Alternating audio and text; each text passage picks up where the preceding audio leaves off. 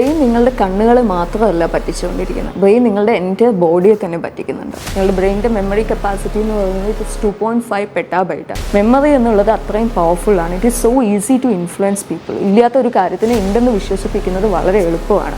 And memory എന്ന് പറയുന്നത് it's not like നമ്മളൊരു വീഡിയോ പുറകിലോട്ട് പ്ലേ ചെയ്തെടുക്കുന്ന പോലെ അല്ല. മെമ്മറി എന്ന് പറയുന്നത് ഓരോ സമയത്തും നമ്മൾ റീകോൾ ചെയ്യുമ്പോൾ അത് റീകൺസ്ട്രക്റ്റ് ആവുന്നുണ്ട്, അല്ലെങ്കിൽ റീബിൽഡ് ആവുന്നുണ്ട്. ചില ഇൻഫോർമേഷൻസ് ഈ ഷോർട്ട് ടേം മെമ്മറിയിലേക്ക് പോകാതെ നേരെ ലോങ് ടേം മെമ്മറിയിലേക്ക് പോകുമ്പോൾ we get A feeling that ഇത് പണ്ട് എപ്പോഴും നടന്നതാണ്, അല്ലെങ്കിൽ നമ്മൾ ഇതിന് മുന്നേ ഇത് എക്സ്പീരിയൻസ് ചെയ്തതാണ് എന്നുള്ളൊരു ഫീലിംഗ് നമുക്ക് കിട്ടുകയാണ് ചെയ്യുന്നത്. അതായത് ബ്രെയിൻ ചില സമയങ്ങളിൽ ഒരേ ഇൻഫോർമേഷനെ 2 ഡിഫറെൻറ്റ് പാത്വേയിലൂടെ ആയിരിക്കും പ്രോസസ്സ് ചെയ്യുന്നത്. ഒന്ന് ചിലപ്പോൾ മറ്റേതിനേക്കാളും ഫാസ്റ്റ് ആയിരിക്കും. അതുകൊണ്ട് തന്നെ ഈ ഒരു ഇൻഫോർമേഷൻ പെട്ടെന്ന് സ്റ്റോർ ചെയ്യപ്പെടുകയും we get A feeling that ഞാൻ ഇതിന് മുന്നേ എപ്പോഴേക്കോ ഇത് എക്സ്പീരിയൻസ് ചെയ്തിട്ടുള്ളതാണ് എന്നുള്ള രീതിയിൽ. കാരണം നമ്മളുടെ കണ്ണിന് അത് അങ്ങനെയാണ് ഫീൽ ചെയ്യുന്നത്.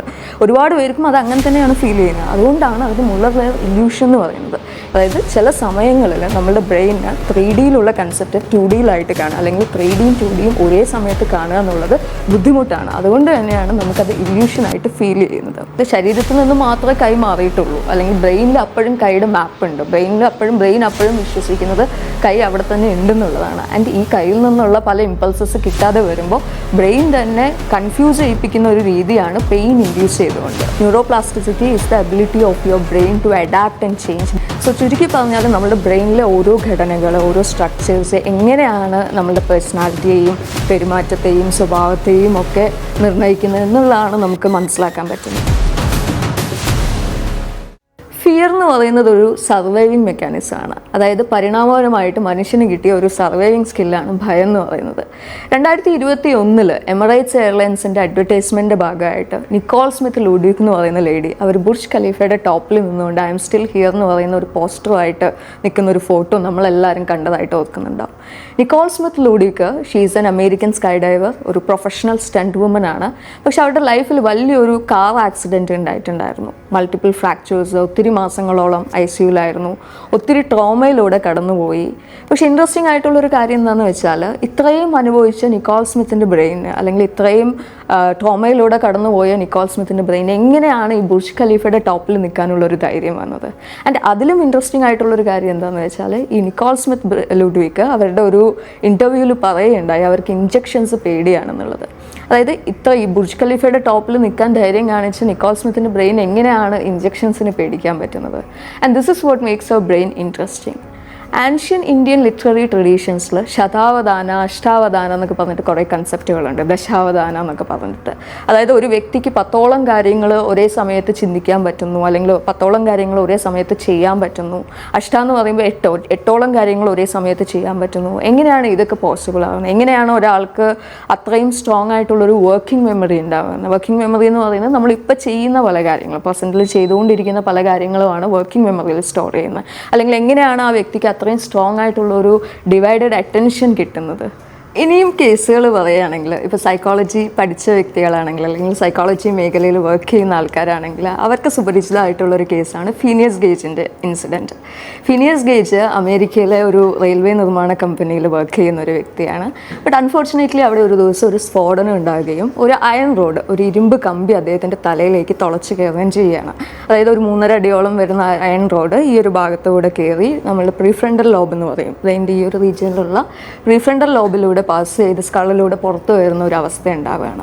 പക്ഷേ ട്രീറ്റ്മെൻറ്റ് ഹെൽപ്പോട് കൂടിയിട്ട് കുറച്ച് ദിവസങ്ങൾക്ക് ശേഷം അവരതിന്ന് റിക്കവറായി തിരിച്ച് ജീവിതത്തിലേക്ക് വരുന്നുണ്ടെങ്കിലും ഈ ഒരു ഇൻസിഡൻറ്റ് അദ്ദേഹത്തിൻ്റെ പേഴ്സണാലിറ്റിയെ തന്നെ കംപ്ലീറ്റ് ആയിട്ട് മാറ്റിമറിച്ചു. അതായത് ഈ ഒരു ഇൻസിഡൻറ്റ് മുന്നേ ഫീനിയസ് ഗേജ് എന്ന് പറയുന്ന വ്യക്തി വളരെ കാമായിട്ടുള്ള, കൈൻഡായിട്ടുള്ള, ഹാപ്പി ആയിട്ടുള്ള, എനർജറ്റിക് ആയിട്ടുള്ള, ആളുകളെ ഹാപ്പി ആക്കുന്ന ഒരു വ്യക്തിയായിരുന്നുവെങ്കിൽ ഈ ഒരു ഇൻസിഡൻറ്റ് ശേഷം ഭയങ്കര റൂഡാവുകയും അഗ്രസീവ് ആവുകയും ഒട്ടും റെസ്പോൺസിബിൾ അല്ലാതെ പ്രശ്നങ്ങൾ സൃഷ്ടിക്കുന്ന ഒരു വ്യക്തിയായിട്ട് മാറുകയാണ് ചെയ്യുന്നത്. അതുപോലെ മറ്റൊരു ശ്രദ്ധയാർജിച്ച പഠനം എന്ന് പറയുന്നത് ലണ്ടനിലെ ടാക്സി ഡ്രൈവേഴ്സിൽ നടത്തിയ ഒരു പഠനമാണ്. ഈ ലണ്ടനിലെ ടാക്സി ഡ്രൈവേഴ്സിൻ്റെ പ്രത്യേകത എന്താണെന്ന് വെച്ചാൽ ഇവർക്ക് അവിടുത്തെ സ്ഥലങ്ങളെക്കുറിച്ച് വളരെ കൃത്യമായിട്ടുള്ളൊരു ധാരണ ഉണ്ടായിരുന്നു. ഏതൊക്കെ സ്ട്രീറ്റ്സ്, ഏതൊക്കെ ലാൻഡ്മാർക്സ്, എവിടെയൊക്കെ എങ്ങനെയൊക്കെ പോകണം.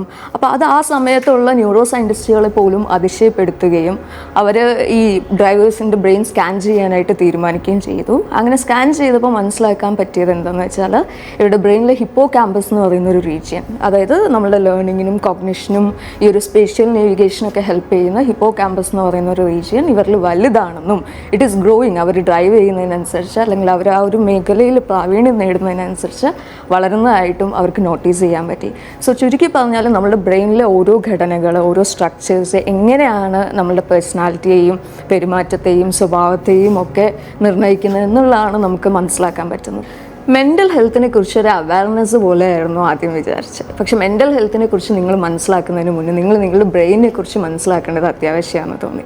ബ്രെയിൻ എന്താണ്, ബ്രെയിനിൽ എന്തൊക്കെയാണ് ഉള്ളത്, ബ്രെയിനിൻ്റെ സ്ട്രക്ചർ എന്താണ്, ബ്രെയിൻ എങ്ങനെയാണ് ഫങ്ഷൻ ചെയ്യുന്നത്, ഇനി ബ്രെയിൻ എങ്ങനെയൊക്കെയാണ് നിങ്ങൾ പറ്റിച്ചുകൊണ്ടിരിക്കുന്നത്, ഇതൊന്നും മനസ്സിലാക്കാതെ നമ്മൾ കുറേ ഇമോഷൻസിനെ കുറിച്ചും പേഴ്സണാലിറ്റിയെക്കുറിച്ചും മെമ്മറിയെക്കുറിച്ചും സംസാരിക്കുന്നതിൽ കാര്യമില്ല എന്ന് തോന്നി.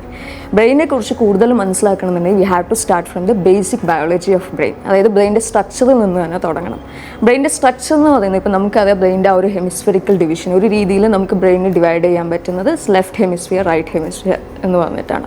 നിങ്ങളുടെ റൈറ്റ് സൈഡിനെ കൺട്രോൾ ചെയ്യുന്നത് നിങ്ങളുടെ ലെഫ്റ്റ് ഹെമിസ്ഫിയർ ആണ്, നിങ്ങളുടെ ലെഫ്റ്റ് സൈഡിനെ കൺട്രോൾ ചെയ്യുന്നത് നിങ്ങളുടെ റൈറ്റ് ഹെമിസ്ഫിയർ ആണ്. ഇനി രണ്ട് സൈഡും യൂസ് ചെയ്തുകൊണ്ട് നമ്മൾ ചില കാര്യങ്ങൾ ചെയ്യുമ്പോൾ, അതായത് റൈറ്റും ലെഫ്റ്റും യൂസ് ചെയ്ത് ആംബിഡെക്സ്ട്രസ് എന്ന് പറയും, ഇങ്ങനെയുള്ള പല കാര്യങ്ങൾ ചെയ്യുമ്പോൾ നമ്മളുടെ രണ്ട് ഹെമിസ്ഫിയർ തമ്മിലുള്ളൊരു കോർഡിനേഷൻ ഇമ്പ്രൂവ് ചെയ്യുകയാണ് ചെയ്യുന്നത്. അതുകൊണ്ട് തന്നെ നമ്മൾ അങ്ങനെയുള്ള ആക്ടിവിറ്റീസിനെ കൂടുതലായിട്ട് എൻകറേജ് ചെയ്യും. റൈറ്റ് സൈഡ് കൊണ്ട് ബ്രഷ് ചെയ്യുന്നത് നമ്മൾ ലെഫ്റ്റ് സൈഡ് കൊണ്ട് ബ്രഷ് ചെയ്യുക എന്നുള്ള രീതിയിൽ കൂടുതലായിട്ട് നമ്മളതിനെ എൻകറേജ് ചെയ്യും. വേറൊരു രീതിയിൽ നമുക്ക് ബ്രെയിനെ ഡിവൈഡ് ചെയ്യാൻ പറ്റുന്നത് ബ്രെയിൻ്റെ ഓരോ ഏരിയാസ് വെച്ചിട്ടാണ്. അതായത് സെറിബ്രം എന്ന് പറഞ്ഞിട്ടൊരു ഏരിയ ഉണ്ട്. സെറിബ്രം എന്ന് പറയുന്നതാണ് നിങ്ങളുടെ cognition, learning, vision, hearing, taste, അങ്ങനെയുള്ള പല കാര്യങ്ങളെയും കൺട്രോൾ ചെയ്യുന്നത്. സെറിബ്രത്തിലാണ് നമ്മൾ കുറേ കേട്ടിട്ടുള്ള ഈ lobes, frontal lobe, temporal lobe, occipital lobe, അങ്ങനെയുള്ള കുറേ വരുന്നത് സെറിബ്രത്തിലാണ്. ഇനി സെറിബെല്ലം എന്ന് പറയുന്ന ഒരു റീജിയൻ ഉണ്ട്. സെറിബെല്ലാണ് നിങ്ങളുടെ മൂവ്മെൻറ്റ്, കോർഡിനേഷൻ, ജസ്റ്റ്, ബാലൻസ്, അങ്ങനെയുള്ള പല കാര്യങ്ങളിലും കൺട്രോൾ ചെയ്യുന്നത് സെറിബെല്ലാണ്. ഇനി ബ്രെയിൻ സ്റ്റെം എന്ന് പറഞ്ഞിട്ട് അടുത്തൊരു റീജിയൻ ഉണ്ട്. ബ്രെയിൻ സ്റ്റെം ആണ് നിങ്ങളുടെ blood pressure, sleep cycle, respiratory rate, heart rate, അങ്ങനെ ഇൻവോളണ്ടറി ആയിട്ടുള്ള പല കാര്യങ്ങളെയും കൺട്രോൾ ചെയ്യുന്നത് ബ്രെയിൻ സ്റ്റെം ആണ്. ഇനി ബ്രെയിൻ്റെ ഒരു എവല്യൂഷൻ നോക്കുകയാണെന്നുണ്ടെങ്കിൽ പുറകിൽ നിന്ന് മുകളിലോട്ടാണ് ബ്രെയിൻ ഇവോൾവ് ആയിട്ടുള്ളത്. അതായത് ഈ ബ്രെയിൻ സ്റ്റെം, അമിഗ്ഡാലയാണ് നമ്മുടെ ഇമോഷൻസിനെയൊക്കെ കൺട്രോൾ ചെയ്യുന്നത്. ഇതൊക്കെ തന്നെ അറൗണ്ട് ഒരു 500 മില്യൺ വർഷങ്ങൾക്ക് മുൻപേ ഉണ്ടായിട്ടുണ്ട്. അതുകൊണ്ട് തന്നെ ഇത്തരം ഏരിയാസ് ഇപ്പം നമ്മൾ മറ്റ് മൃഗങ്ങളുമായിട്ട് അപേക്ഷിച്ച് നോക്കുമ്പോൾ കുറേയൊക്കെ കോമൺ ആണ്. ഇപ്പം മറ്റ് മൃഗങ്ങൾക്കും അതുപോലെ ഇമോഷൻസ് ഉണ്ട്, അവർക്ക് വിഷമം വരും, വികാരങ്ങളുണ്ട്. പക്ഷെ നമ്മളുടെ ന്യൂ ബ്രെയിൻ എന്ന് പറയുന്നത്, അതായത് പ്രീഫ്രണ്ടൽ കോർട്ടെക്സ്, ഈ ഒരു ഭാഗത്ത് മനുഷ്യനെ ചിന്തിപ്പിക്കാൻ ഹെൽപ്പ് ചെയ്യുന്ന, ലോജിക്കായിട്ട് ചിന്തിക്കാൻ ഹെൽപ്പ് ചെയ്യുന്നത് പ്രീഫ്രണ്ടൽ കോർട്ടെക്സ് ആണ്. അതൊക്കെ തന്നെ ഇപ്പം മറ്റ് മൃഗങ്ങളെ അപേക്ഷിച്ച് നോക്കുമ്പോൾ മനുഷ്യനിൽ കുറച്ചുകൂടെ ആക്ടിവേറ്റഡ് ആണ്. വേറൊരു രീതിയിൽ നമുക്ക് ബ്രെയിനെ ഡിവൈഡ് ചെയ്യാൻ പറ്റുന്നത് നമ്മുടെ റാഷണൽ ബ്രെയിനും ഇമോഷണൽ ബ്രെയിനുമാണ്. റാഷണൽ ബ്രെയിനാണ് നമ്മളെ കുറച്ചുകൂടെ ലോജിക്കലി കാര്യങ്ങളെ കാണാൻ, ചിന്തിക്കാനും ഹെൽപ്പ് ചെയ്യുന്നത്. അതായത് ഡിസിഷൻ മേക്കിങ്ങിൽ, പ്രോബ്ലം സോൾവിങ്ങിൽ, ക്രിട്ടിക്കൽ തിങ്കിങ്ങിൽ, റീസണിങ്, പ്ലാനിങ്, കുറച്ചുകൂടെ ലോങ് ടേം ആയിട്ട് കാര്യങ്ങളെ കാണാൻ എപ്പോഴും നമ്മളെ ഹെൽപ്പ് ചെയ്യുന്നത് നമ്മുടെ റാഷണൽ ബ്രെയിൻ. റാഷണൽ ബ്രെയിൻ എന്ന് പറയുന്നത് പ്രീഫ്രണ്ടൽ കോർട്ടെക്സ് ആണ്.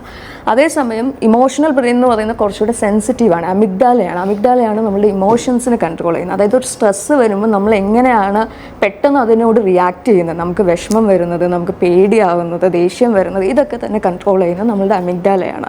ഇപ്പോൾ ഒരു എക്സാമ്പിളോടുകൂടി പറയുകയാണെങ്കിൽ, ഒരു റിലേഷൻഷിപ്പ് എടുത്താൽ ആ റിലേഷൻഷിപ്പിൻ്റെ ബിഗിനിങ് ഫേസിൽ നമുക്ക് തോന്നുന്ന ആ ഒരു എക്സൈറ്റ്മെൻറ്റ്, ആ ഒരു അട്രാക്ഷൻ, ആ ഒരു സ്പാർക്ക്, അല്ലെങ്കിൽ നമുക്ക് തോന്നുന്ന ആ ഒരു ലവ് അറ്റ് ഫസ്റ്റ് സൈറ്റ് എന്നുള്ളൊരു ഫീലിംഗ് ഒക്കെ തന്നെ നമ്മളുടെ ഇമോഷണൽ ബ്രെയിനാണ് നമ്മളെ കൊണ്ട് തോന്നിപ്പിക്കുന്നത്. അതേസമയം ആ ഒരു റിലേഷൻഷിപ്പ് കുറച്ചുകൂടെ നമ്മളിപ്പോൾ പാർട്ട്ണറിനെ കൂടുതലായിട്ട് മനസ്സിലാക്കുന്നു, അല്ലെങ്കിൽ അവരുടെ ലൈക്സ് എന്താ, ഡിസ്ലൈക്സ് എന്താ, അവരെങ്ങനെയാണ് ലൈഫിൽ ഒരു സ്ട്രെസ്സ് വരുമ്പോൾ അതിനെ ഹാൻഡിൽ ചെയ്യുന്നത്, കുറച്ചുകൂടെ ലോങ് ടേം ആയിട്ട് അതിനെ മനസ്സിലാക്കാൻ ഹെൽപ്പ് ചെയ്യുന്നത് എപ്പോഴും നമ്മളുടെ റാഷണൽ ബ്രെയിനാണ്. അതായത് when emotional brain falls in love, rational brain builds love. ഒരു റിലേഷൻഷിപ്പിലെ ആ ഒരു കണക്ഷൻ അല്ലെങ്കിൽ ആ ഒരു കെമിസ്ട്രി ഉണ്ടാക്കുന്നത് നമ്മളുടെ ഇമോഷണൽ ബ്രെയിൻ ആണെങ്കിൽ, ആ ഒരു റിലേഷൻഷിപ്പിൽ സ്റ്റെബിലിറ്റി അല്ലെങ്കിൽ ഒരു കമ്പാറ്റബിലിറ്റി ഉണ്ടാക്കുന്നത് എപ്പോഴും നമ്മളുടെ റാഷണൽ ബ്രെയിനാണ്. ഇനി ബ്രെയിനെ കുറിച്ച് കുറച്ച് ഇൻട്രസ്റ്റിംഗ് ആയിട്ടുള്ള ഫാക്ട്സ്, നമ്മൾ കുറേ കേട്ടിട്ടുള്ള കുറച്ച് ഇൻട്രസ്റ്റിംഗ് ഫാക്ട്സ് പറയുകയാണെങ്കിൽ, നിങ്ങൾക്കറിയാം നിങ്ങളുടെ ബ്രെയിൻ സ്കള്ളിനകത്താണ് സ്ഥിതി ചെയ്യുന്നത്. സ്കള്ള് നിങ്ങളുടെ ബ്രെയിനെ പ്രൊട്ടക്റ്റ് ചെയ്യുന്നുണ്ട്. അതുപോലെ നിങ്ങളുടെ ബ്രെയിനിൽ CSF എന്ന് പറയുന്ന ഒരു ഫ്ലൂയിഡ് ഉണ്ട്, സെറിബ്രോ സ്പൈനൽ ഫ്ലൂയിഡ് എന്ന് പറയും. ഈ CSF നിങ്ങളുടെ ബ്രെയിനെ പ്രൊട്ടക്റ്റ് ചെയ്യുന്നുണ്ട്. അതുപോലെ നിങ്ങളുടെ ബ്രെയിൻ്റെ വെയിറ്റ് എന്ന് പറയുന്നത് ഏകദേശം ഒരു 1.5 kg വരും. അതായത് നിങ്ങളുടെ ടോട്ടൽ ബോഡി വെയ്റ്റിൻ്റെ 2% ആണ് ബ്രെയിൻ്റെ വെയിറ്റ് എന്ന് പറയുന്നത്. എന്നിരുന്നാലും നിങ്ങളുടെ ടോട്ടൽ ബോഡി പ്രൊഡ്യൂസ് ചെയ്യുന്ന എനർജിയുടെ 20% കൺസ്യൂം ചെയ്യുന്നത് ബ്രെയിനാണ്. അതായത് എല്ലാ സമയത്തും ബ്രെയിൻ അവിടെ ഫങ്ഷൻ ചെയ്തുകൊണ്ടിരിക്കുന്നുണ്ട്. നിങ്ങൾ ഉറങ്ങുന്ന സമയത്തും ഭക്ഷണം കഴിക്കുമ്പോഴും കുളിക്കുമ്പോഴും നടക്കുമ്പോഴും ഒക്കെ തന്നെ നിങ്ങളുടെ ബ്രെയിൻ അവിടെ വർക്ക് ചെയ്തുകൊണ്ടിരിക്കുന്നുണ്ട്. ബ്രെയിന് മൾട്ടിപ്പിൾ ടാസ്കുകൾ ചെയ്യാനുള്ള കഴിവുണ്ട്. ഇനി ബ്രെയിനിലെ ബേസിക് യൂണിറ്റ് ആയിട്ടുള്ള ന്യൂറോൺസിനെ കുറിച്ച് പറയുകയാണെങ്കിൽ 86 ബില്യൺ ന്യൂറോൺസ് ഉണ്ടെന്നാണ് അറിയപ്പെടുന്നത്. ഈ 86 ബില്യൺ ന്യൂറോൺസ് കൂടി ചേർന്ന് over 1 trillion neural connections form ചെയ്യും. ന്യൂറൽ കണക്ഷൻസ് എന്ന് പറയുമ്പോൾ അതിലൂടെയാണ് ഈ സിഗ്നൽസ് അങ്ങോട്ടും ഇങ്ങോട്ടൊക്കെ പാസ് ചെയ്യുന്നത്, മെസ്സേജസ് അങ്ങോട്ടും ഇങ്ങോട്ടും പാസ് ചെയ്യുന്നത്. ആൻഡ് ഇത് വളരെ വേഗത്തിൽ നടക്കുന്ന ഒരു പ്രോസസ്സാണ്. അതുകൊണ്ടാണ് നമുക്ക് പെട്ടെന്ന് സംസാരിക്കാനും ചിന്തിക്കാനും ഒക്കെ തന്നെ പറ്റുന്നത്. And it is A myth. നിങ്ങൾക്ക് നിങ്ങളുടെ ബ്രെയിനിൻ്റെ വളരെ ചെറിയൊരു പെർസെൻറ്റേജ് മാത്രമേ യൂസ് ചെയ്യാൻ പറ്റുള്ളൂ എന്ന് പറയുന്നതൊക്കെ ഒരു മിത്താണ്. നിങ്ങളുടെ ബ്രെയിനിൻ്റെ മെമ്മറി കപ്പാസിറ്റി എന്ന് പറയുന്നത് ഇറ്റ് ഇസ് 2.5 പെറ്റാബൈറ്റ്, അതായത് ഇറ്റ്സ് എ മില്യൺ ജിഗാബൈറ്റ്. അടുത്ത ഒരു 300 വർഷത്തേക്ക് നിങ്ങൾ നെറ്റ്ഫ്ലിക്സിൽ ഒരു ഷോ കാണുകയാണെന്നുണ്ടെങ്കിൽ അത്രയും കണ്ടൻറ്റ്, അത്രയും റെക്കോർഡഡ് ആയിട്ടുള്ള ഒരു സാധനം സ്റ്റോർ ചെയ്യാനുള്ളൊരു കപ്പാസിറ്റി നിങ്ങളുടെ ബ്രെയിൻ ഉണ്ടെന്ന് പറയാം. സോ ഓവറോൾ എല്ലാം കൊണ്ടും ബ്രെയിൻ അടിപൊളിയാണെങ്കിലും ഒരു രീതിയിൽ അല്ലെങ്കിൽ വേറൊരു രീതിയിൽ നിങ്ങളുടെ ബ്രെയിൻ പറ്റിച്ചുകൊണ്ടിരിക്കുന്നുണ്ട്. ആൻഡ് അവിടെയാണ് നമ്മൾ കൂടുതൽ ശ്രദ്ധിക്കേണ്ടത്. ബ്രെയിൻ നിങ്ങളെ പറ്റിച്ചുകൊണ്ടിരിക്കുന്നുണ്ടെന്ന് പറയുമ്പോൾ അതിൽ ഏറ്റവും ബെസ്റ്റ് എക്സാമ്പിൾ എന്ന് പറയുന്നത് ഇല്യൂഷൻസ് ആണ്. ഇല്യൂഷൻസ് എന്ന് പറയുന്നത് വിഷ്വൽ ട്രിക്കാണ്.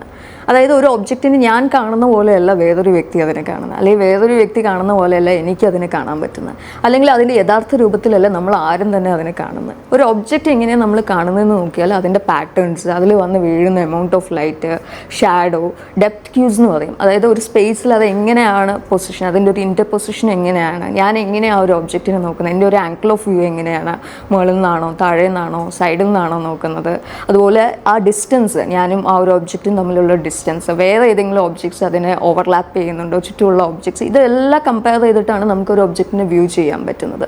വിഷൻ എന്താണെന്ന് ചോദിച്ചാൽ നമ്മൾ പറയും ഒരു ഒബ്ജക്റ്റിൽ ലൈറ്റ് വന്ന് ഫോൾ ചെയ്ത് അത് റിഫ്ലക്റ്റ് ചെയ്ത് നമ്മളുടെ കണ്ണിലെത്തുന്നതാണ് വിഷൻ എന്നുള്ളത്. യഥാർത്ഥത്തിൽ അതല്ല വിഷൻ. വിഷൻ എന്ന് പറയുന്നത് കണ്ണിലെത്തിയതിൻ്റെ ശേഷം പിന്നീട് നടക്കുന്ന ഒരു പ്രോസസ്സ് ഉണ്ട്. പിന്നീട് ബ്രെയിൻ അതിനെ എങ്ങനെയാണ് പ്രോസസ്സ് ചെയ്ത് മനസ്സിലാക്കി എടുക്കുന്നത്, അതാണ് വിഷൻ എന്ന് പറയുന്നത്.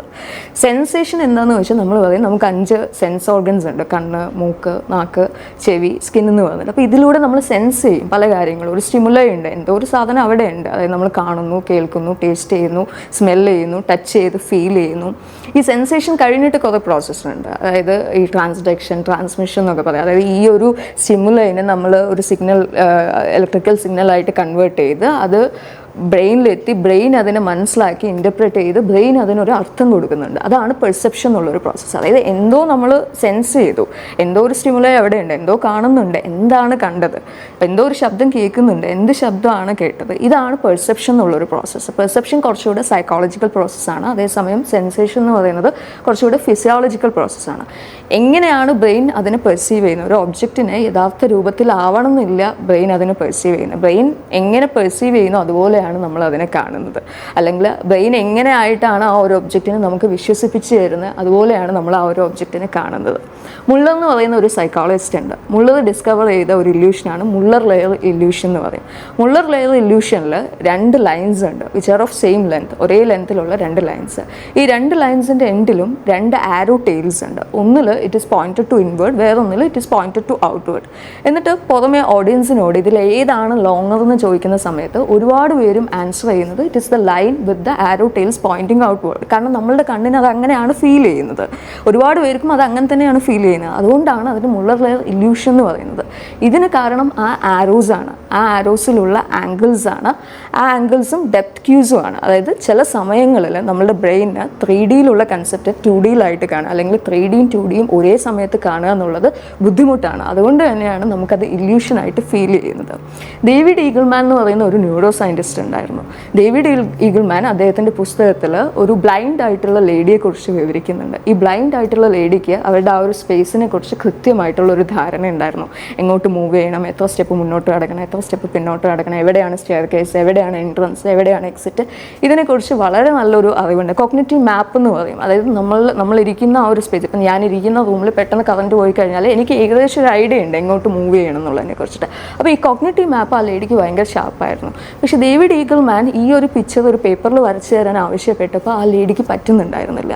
ആൻഡ് ഇത് അവരുടെ ബ്രെയിനിൻ്റെ ഒരു ലിമിറ്റേഷനാണ്. അതായത് 3Dയിലുള്ള കാര്യങ്ങളെ 2Dയിൽ കാണുക എന്നുള്ളത് ചിലപ്പോൾ ബ്രെയിനിന് പറ്റുന്നുണ്ടാവില്ല.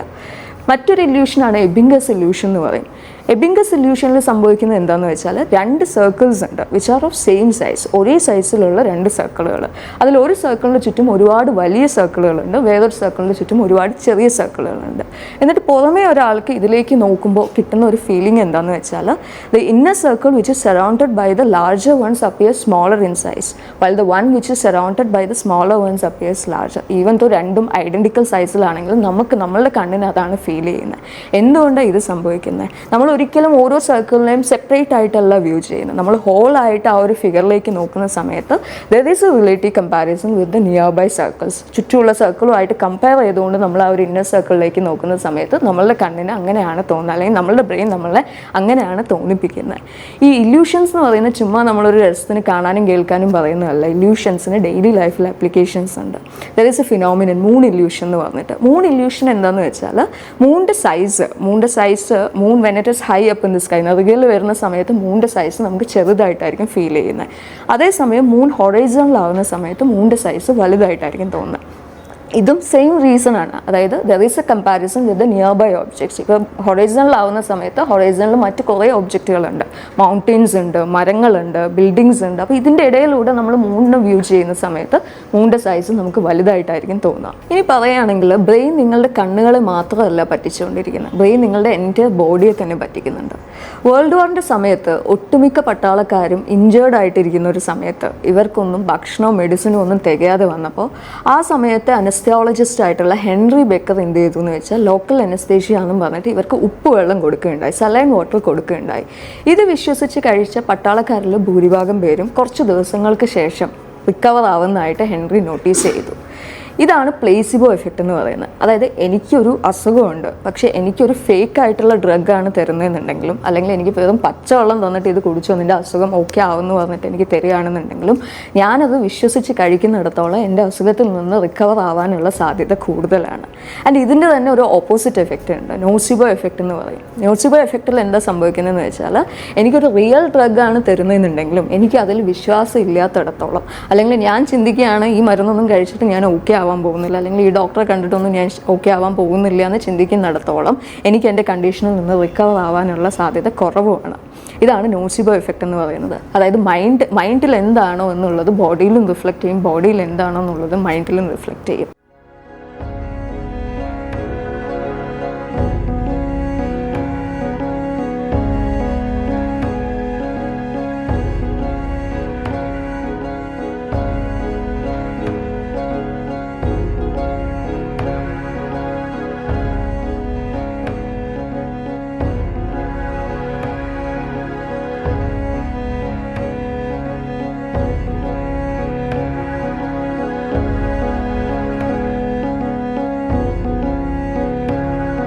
ഇതൊരു അറ്റൻഷൻ്റെ ടെസ്റ്റാണ്. ഇതിൽ ഒരുപാട് പേര് ചേർന്നിട്ട് ബോൾസ് അങ്ങോട്ടും ഇങ്ങോട്ടും പാസ് ചെയ്യുന്നുണ്ട്.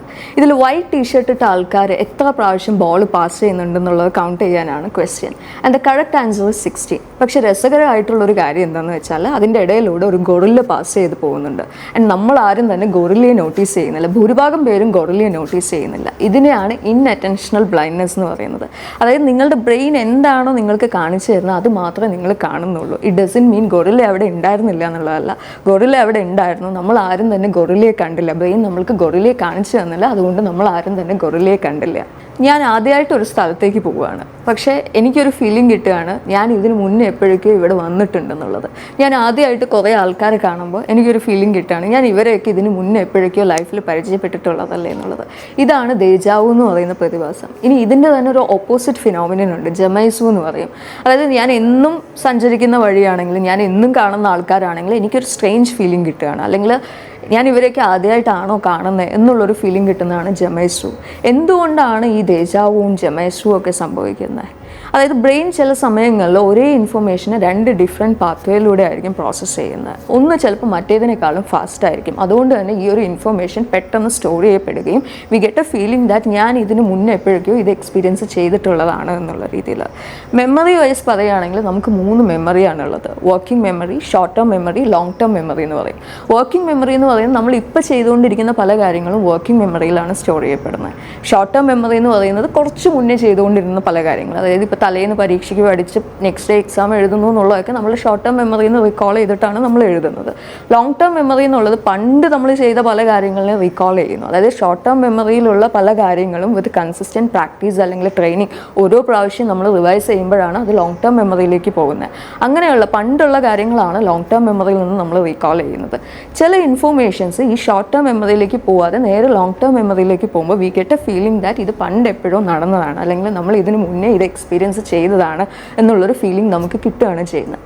മെമ്മറിയെക്കുറിച്ച് പറയുമ്പോൾ there is a concept call false memory, തെറ്റായിട്ടുള്ളൊരു ഓർമ്മ എന്ന് പറയും. അതായത് ഒരിക്കലും നടന്നിട്ടില്ലാത്ത ഒരു കാര്യത്തിന് നിങ്ങളുടെ ബ്രെയിൻ അങ്ങോട്ട് വിശ്വസിക്കും നടന്നതായിട്ട്, അല്ലെങ്കിൽ നടന്ന ഒരു കാര്യത്തിന് നിങ്ങളുടെ ബ്രെയിൻ ടോട്ടലി ഡിഫറെൻ്റ് ആയിട്ടുള്ളൊരു രീതിയിൽ വിശ്വസിക്കും, അല്ലെങ്കിൽ അതിലേക്ക് കുറേ പുതിയ ഇൻഫർമേഷൻ ബ്രെയിൻ തന്നെ ആഡ് ചെയ്യും, അല്ലെങ്കിൽ ബ്രെയിൻ അതിലുള്ള കുറേ ഇൻഫർമേഷനെ ഒമിറ്റ് ചെയ്ത് കളയും, അല്ലെങ്കിൽ അതിലുള്ള കുറേ ഇൻഫർമേഷനെ ബ്രെയിൻ ഓൾട്ടർ ചെയ്യും, എന്നിട്ട് വേറൊരു രീതിയിലായിരിക്കും ബ്രെയിൻ അതിന് സ്റ്റോർ ചെയ്ത് വയ്ക്കുന്നത്. ഇതിനെയാണ് ഫാൾസ് മെമ്മറി എന്ന് പറയുന്നത്. ഫാൾസ് മെമ്മറിയിൽ ഒരുപാട് പഠനങ്ങൾ നടത്തിയ ഒരു സൈക്കോളജിസ്റ്റാണ് എലിസബത്ത് ലോഫ്റ്റസ്. എലിസബത്ത് ലോഫ്റ്റസ് അവരുടെ ഒരു പരീക്ഷണത്തിൽ എന്ത് ചെയ്തു എന്ന് വെച്ചാൽ കാൻഡിഡേറ്റ്സിനോട് ഈ കാൻഡിഡേറ്റ്സിൻ്റെ ചെറിയ പ്രായത്തിൽ നടന്ന ചൈൽഡ്ഹുഡിൽ നടന്ന കുറേ ഇവൻസിനെ കുറിച്ച് ഡിസ്ക്രൈബ് ചെയ്യുകയുണ്ടായി. കുറേ കഥകൾ വിവരിച്ചു കൊടുത്തു. അതിലൊരു കഥ എന്ന് പറയുന്നത്, അതിൽ ഒരു ഇവൻ്റ് എന്ന് പറയുന്നത് ലോഫ്റ്റസ് തന്നെ മെനഞ്ഞെടുത്ത ഫേക്ക് ആയിട്ടുള്ളൊരു കഥയായിരുന്നു, ഫേക്ക് ആയിട്ടുള്ളൊരു സ്റ്റോറി ആയിരുന്നു. പക്ഷെ ബാക്കിയുള്ളത് അത്രയും വിശ്വസിച്ച കാൻഡിഡേറ്റ്സ് ഇതും അവരുടെ ലൈഫിൽ നടന്നതായിട്ട് അങ്ങോട്ട് വിശ്വസിച്ചു. കാരണം ബാക്കിയുള്ളത് അത്രയും അവരുടെ ലൈഫിൽ നടന്നതാണ്, അതുകൊണ്ട് തന്നെ ഈ ഒരു ഇവൻറ്റും അവരുടെ ലൈഫിൽ നടന്നതാണ്, ഇല്ലെങ്കിൽ പോലും അവരത് വിശ്വസിക്കുകയുണ്ടായി. മെമ്മറി എന്നുള്ളത് അത്രയും പവർഫുൾ ആണ്. It is so easy to influence people. ഇല്ലാത്ത ഒരു കാര്യത്തിന് ഉണ്ടെന്ന് വിശ്വസിപ്പിക്കുന്നത് വളരെ എളുപ്പമാണ്. ആൻഡ് മെമ്മറി എന്ന് പറയുന്നത് ഇറ്റ്സ് നോട്ട് ലൈക്ക് നമ്മളൊരു വീഡിയോ പുറകിലോട്ട് പ്ലേ ചെയ്തെടുക്കുന്ന പോലെയല്ല. മെമ്മറി എന്ന് പറയുന്നത് ഓരോ സമയത്തും നമ്മൾ റീകോൾ ചെയ്യുമ്പോൾ അത് റീകൺസ്ട്രക്റ്റ് ആവുന്നുണ്ട്, അല്ലെങ്കിൽ റീബിൽഡ് ആവുന്നുണ്ട്. പല ഐ വിറ്റ്നസ് ടെസ്റ്റിമണി കേസുകളിലും സംഭവിക്കുന്നത് ഇത് തന്നെയാണ്. അതായത് അവരങ്ങോട്ട് പറയുന്നത് ഇതാണ് പ്രതി, ഇവരിങ്ങനെയൊക്കെ ചെയ്തു, അവർക്ക് അത്രയും ഉറപ്പാണ് അവരുടെ മെമ്മറി. അവരൊരിക്കലും കള്ളം പറയുന്നതോ ഫേക്ക് ചെയ്യുന്നതോ അല്ല, അവരുടെ മെമ്മറി അവർക്കത്രയും ഷുവറാണ്. ഇതൊരു മിറർ ബോക്സ് എക്സ്പെരിമെൻ്റ് ആണ്. മിറർ ബോക്സ് എക്സ്പെരിമെൻറ്റിൽ എന്താ സംഭവിക്കുന്നതെന്ന് വെച്ചാൽ എൻ്റെ രണ്ട് കൈകളിൽ one of the hand is out of my sight. ഒരു കൈ എനിക്കില്ല, അല്ലെങ്കിൽ ആ കൈയുടെ പകരം എനിക്കൊരു ഫേക്ക് ആയിട്ടുള്ള ഹാൻഡാണ് ഫിറ്റ് ചെയ്തിരിക്കുന്നത്, ഒരു ഡമ്മി ഹാൻഡാണ് അവിടെ ഫിറ്റ് ചെയ്തിരിക്കുന്നത്. എന്നിട്ട് ഈ ഫേക്ക് ഹാൻഡിൽ സ്റ്റോക്ക് ചെയ്യുന്ന സമയത്ത് എനിക്ക് എൻ്റെ റിയൽ ഹാൻഡിൽ പെയിൻ ഫീൽ ചെയ്യാൻ പറ്റുന്നുണ്ട്. ആൻഡ് ഇത് തന്നെയാണ് പല ഫാൻഡം ലിം പെയിനിൻ്റെ കാരണമായിട്ട് വരുന്നത്. അതായത് എൻ്റെ ഇല്ലാത്ത കയ്യിൽ എനിക്ക് വേദന അനുഭവപ്പെടുന്നു, അല്ലെങ്കിൽ ഇല്ലാത്ത കയ്യിൽ എനിക്ക് സെൻസേഷൻ ഫീൽ ചെയ്യാൻ പറ്റുന്നുണ്ട്.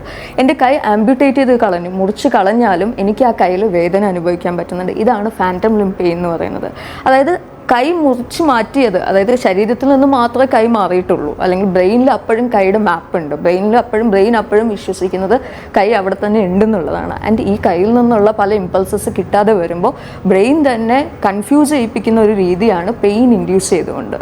ഇതാണ് ഫാൻറ്റം ലിം പെയിൻ. ഇപ്പോൾ ഇത്രയും കാര്യങ്ങൾ പറഞ്ഞത് നിന്ന് നമുക്ക് മനസ്സിലാക്കാൻ പറ്റും, ബ്രെയിൻ നമ്മളോട് പറയുന്ന എല്ലാ കാര്യങ്ങളും വാസ്തവമാവണമെന്നില്ല. ബ്രെയിൻ നിങ്ങളെ സർവൈവ് ചെയ്യാൻ ഹെൽപ്പ് ചെയ്യുമായിരിക്കും, ബ്രെയിൻ നിങ്ങളെ ഒരു അപകടത്തിൽ ചെന്ന് പെടുത്താതെ പ്രൊട്ടക്റ്റ് ചെയ്ത് നിർത്തുന്നുണ്ടാവും. പക്ഷെ ബ്രെയിൻ എല്ലാ സമയത്തും നമ്മളെ തോന്നിപ്പിക്കുന്ന ചിന്തകൾ ശരിയാവണമെന്ന് നിർബന്ധമില്ല. ബ്രെയിൻ റിയാലിറ്റി അതുപോലെ റെക്കോർഡ് ചെയ്തെടുക്കുകയല്ല ചെയ്യുന്നത്. ഓരോ സമയത്തും ബ്രെയിൻ അതിനെ റീകൺസ്ട്രക്റ്റ് ചെയ്യുന്നുണ്ട്, റീബിൽഡ് ചെയ്യുന്നുണ്ട്. ആൻഡ് അവിടെയാണ് ന്യൂറോപ്ലാസ്റ്റിസിറ്റി എന്ന് പറയുന്ന ഒരു കൺസെപ്റ്റിൻ്റെ ഇമ്പോർട്ടൻസ് വരുന്നത്. Neuroplasticity is the ability of your brain to adapt and change. Brain എപ്പോഴും മാറിക്കൊണ്ടിരിക്കും എന്നുള്ളതാണ് ന്യൂറോപ്ലാസ്റ്റിസിറ്റി പറയുന്നത്. ആൻഡ് ഈ മാറ്റം എന്നുള്ളത് എങ്ങനെയാണ് പോസിബിൾ ആകുന്നത്? അത് നമ്മളുടെ എക്സ്പീരിയൻസസിലൂടെയാണ്. നമ്മൾ ഓരോ കാര്യങ്ങൾ ചെയ്യുമ്പോഴും, whenever you do A task, whenever you learn A new skill, അല്ലെങ്കിൽ ഒരു ബുക്ക് വായിക്കുന്ന സമയത്ത്, ഒരു വീഡിയോ കാണുന്ന സമയത്ത്, ഒരു മൂവി കാണുന്ന സമയത്ത്, പുതിയ ഫ്രണ്ട്സിനെ പരിചയപ്പെടുന്ന സമയത്ത്, പുതിയ വിഷയങ്ങൾ ഡിസ്കസ് ചെയ്യുന്ന സമയത്ത്, പുതിയ ഹാബിറ്റ്സ് ബിൽഡ് ചെയ്യുന്ന സമയത്തൊക്കെ തന്നെ ബ്രെയിനിൽ റിവൈറിങ് സംഭവിക്കുന്നുണ്ട്. ഈ എക്സ്പീരിയൻസസിൽ വെച്ചിട്ടായിരിക്കും നമുക്ക് കിട്ടുന്ന ഔട്ട്പുട്ട് എന്ന് പറയുന്നത്. ആൻഡ് ഈ ന്യൂറോപ്ലാസ്റ്റിസിറ്റിയിലൂടെ വി ക്യാൻ അണ്ടർസ്റ്റാൻഡ് ചേഞ്ച് എന്ന് പറയുന്നത് പോസിബിൾ ആണ്. അതായത് ഏത് ഡിസോർഡർ ആണെന്നുണ്ടെങ്കിലും, മൂഡ് ഡിസോർഡേഴ്സ്, ആൻസൈറ്റി ഡിസോർഡേഴ്സ് ഏതാണെന്നുണ്ടെങ്കിലും നമ്മളുടെ ബ്രെയിനെ റിവൈറിങ് ചെയ്തെടുക്കുക എന്നുള്ളത് പോസിബിൾ ആണ്. ആൻഡ് ചേഞ്ച് മേ ബി അത് കുറച്ച് ബുദ്ധിമുട്ടായിരിക്കാം, അല്ലെങ്കിൽ കുറച്ച് സമയം എടുക്കുമായിരിക്കാം, മേ ബി നമ്മൾ അവയർ ആവണം എന്ന് നിർബന്ധമില്ല, but change is possible. So this is ബ്രെയിനെ കുറിച്ച് കുറേയൊക്കെ പറയുകയാണെന്നുണ്ടെങ്കിൽ നമുക്ക് ഇത്രയൊക്കെ പറയാൻ പറ്റും. Thank U.